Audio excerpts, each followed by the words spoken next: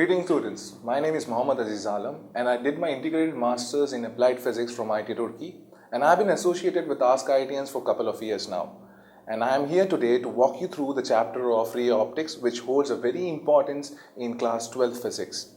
So let's get going. So the first part which we will deal with is ray optics, what it actually stands for and what we will study in the whole upcoming chapter of ray optics. So let's see what we have in store for us. Greetings students. In this video, we will learn about a very important topic of class 12, that is ray optics. It's important as far as the CBSE exams are concerned and also in perspective of different competitive exams. So let's start off with ray optics. So ray optics is basically me trying to deal with light. But keep this in mind that the only aspect which we will be dealing in ray optics will be related to the images formed at different locations because of some phenomena associated with the light. So we will try to cover all those phenomena, or let's say different disturbances which we can apply to the light, and then try to study its consequences and how we as a human can use it. Let's say we'll study about reflection, refraction and whatnot. So that's all we will study about the ray optics. Keep this in mind that we won't be entertaining this question, that is, what is light? How can I manipulate light? I am only studying how it's naturally occurring and how we can use it without even knowing the reasons behind it. So that's all about ray optics. So first have a look at the different topics which we will cover in this particular chapter. So first up is basically we'll try to give you the brief introduction of what exactly the light is, such that you do have an idea when you are trying to work out the different events associated with the light. So first up is just broadly speaking what are the different models or ideas which we have about light. Next up is reflection.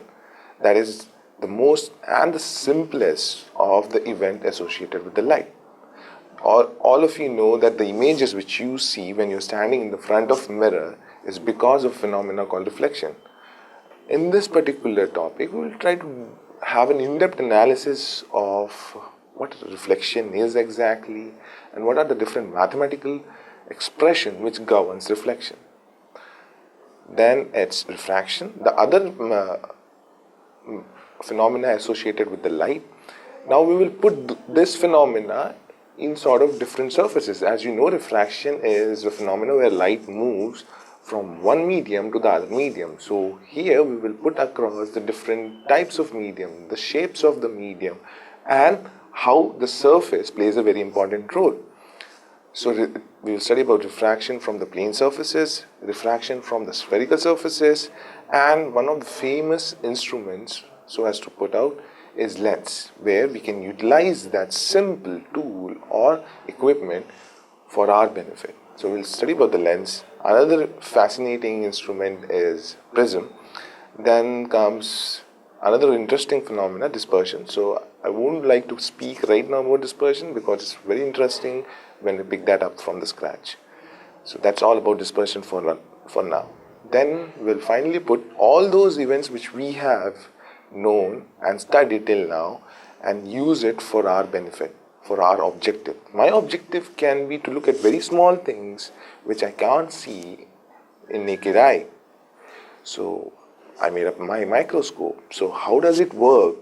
We will study about that in optical instrument. That is the last topic of the chapter. We'll also study about telescope, where we can see a very far off object clearly. So I have telescope, microscope, periscope is other interesting instrument. So those things which we will be covered in optical instruments. Then to wrap up the whole chapter, we will pick up some of the questions from previous year's competitive exams. So let's start off, shall we? So in the first video, we just saw that whatever aspect of ray optics which we will study in the upcoming videos, that is reflection, refraction, dispersion, about prism, lens, and also about the optical instruments which we know of commonly, that is microscopes and telescopes. So I've just given you the brief outlook of all those topics. So let's start off with the introductions. So stay tuned, guys.